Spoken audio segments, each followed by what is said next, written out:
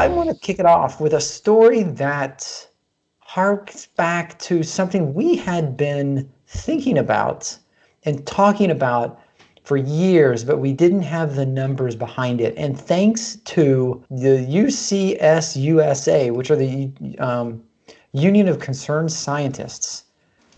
So they finally came out with a study that backs up everything we had been saying, which is, according to them, ride-hailing trips on Uber and Lyft result in an estimated 69% more climate pollution on average than the trips that they displace.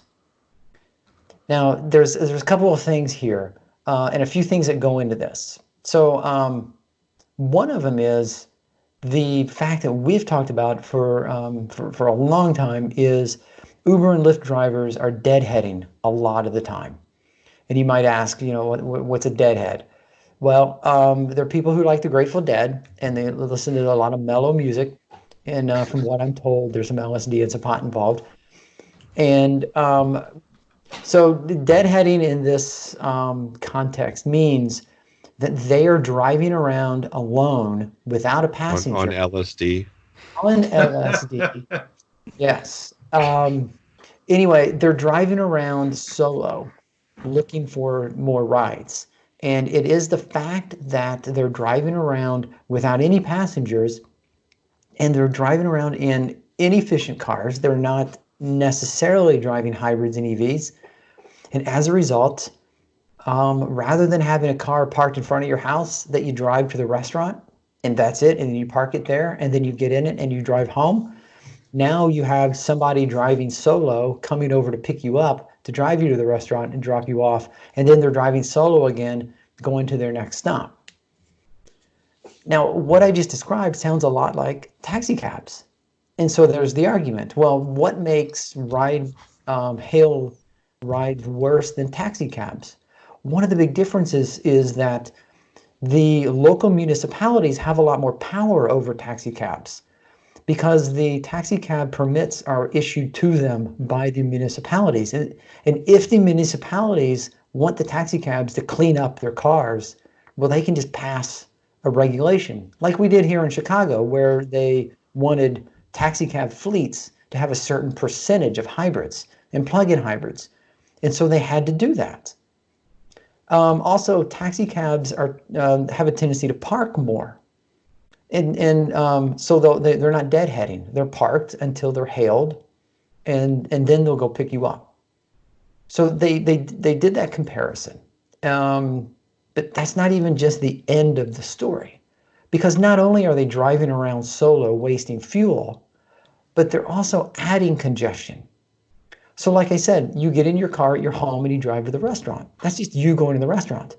But now they're driving around, coming over to pick you up, and on their trip to pick you up, they're one more car on the road. Only it's not just one more car. It's a dozen, 2 dozen, 3 dozen other ride-sharing deadheads taking up space. And what they found, and I thought this was fascinating, in the article published by the Union of Concerned Scientists, and I am sure I'm not going to find it really quickly, but in the cities that they monitored, let's see, here it is. In San Francisco, the average speed decreased 3 miles per hour in the time between 2010 and 2016. In Manhattan, the average speed decreased 2 miles per hour. And this is exclusively because there's now an increased amount of congestion on the road. So the speed is dropping, the average speed is dropping. You have more cars on the road. Those cars are spending more time emitting pollutants and burning gas and doing everything. And as a result, what you end up with is the fact that we're just pumping more pollutants at ground level than if we didn't have the ride sharing at all. Well, when I was Ubering, I didn't have the excess fuel to go riding around, so I would park after each ride because it's an electric car. It takes a little while to refill it, and so So what if they just didn't drive around like gas was free? What impact would that have? And that is one of the recommendations, and that is why and taxis are on average better than the ride sharing, because taxis tend to have lots and they'll sit there or they'll just pull over and park and wait. Because they got to pay for that gas. So I thought it was part of being an Uber and a Lyft driver that you kept moving, that you were cruising a certain area, that was one of the standards that they enforced. Is that not true, Casey? And in the area I was in, most of us would just stop because I had the electric car, and a lot of them had the airport van type vehicles, like the GMC Acadias and whatnot. An airport van? Not really an airport van, but the bigger vehicles. The 7-passenger SUV. Yes. Wow. Because the fuel price made it so they couldn't afford to zip around like a Honda Fit all day or a Toyota Prius.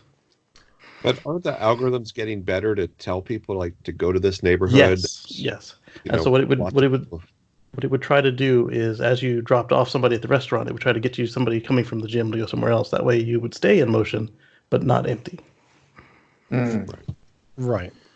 And wouldn't it matter, Tony, that in places like Chicago, even if the car was pulled over and stopped in a gas car, isn't it going to keep running anyways because it's freezing outside?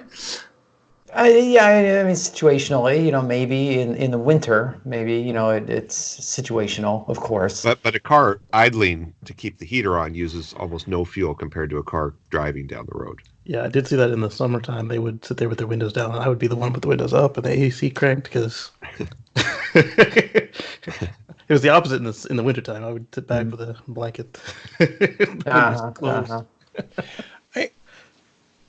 None of these companies make money. Mm-mm. They're adding congestion. They make revenue. They don't make a profit.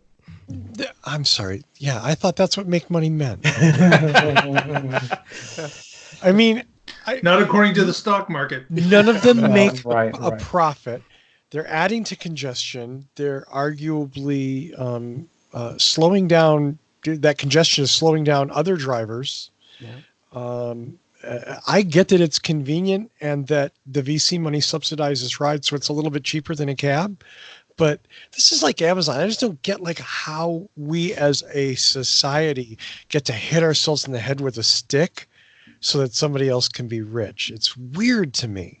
See this, Elon? This is why we don't need Ubers as loaner cars. We need Teslas as loaner cars. I mean, come on. Jesus. No, I get it, and that is one of the things the Union of Concerned Scientists, they paint this, in my opinion, unrealistic, rosy future, and they say, well, we would do away with the pollution if they just went to an all-electric fleet. And I'm thinking, okay, whatever, that's tire rubber. And... my God, that's yeah. But I mean, that's rose-colored glasses. I don't think that's going to happen anytime soon. In theory, the Uber and Lyfts have some good ideas, like the shared ride, which I've taken a few times. Where if you're a cheapskate, you say, "Hey, I'm willing to share the ride," and it will pick up one or two other people along the route.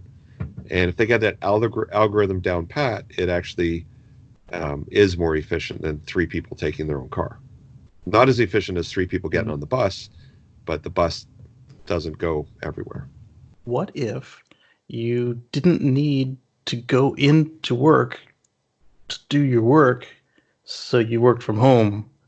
If you are like a knowledge worker or worked in advertising or someplace where you didn't have to go to the product or to the customer or have them come to you, etc. That would probably That's a better answer, right? Yeah. I was trying to find. Paul's going to have a tough time working on those cars at home. Well, yeah. All the people has to go to the customer, to the product. Yeah. Or he could put an apartment above the shop. Might as well. I'm here enough. Right. right. The PDF is actually really pretty good, and it's full of charts and stuff. I like charts, and so here's one that they did showing the California Ryder survey results, and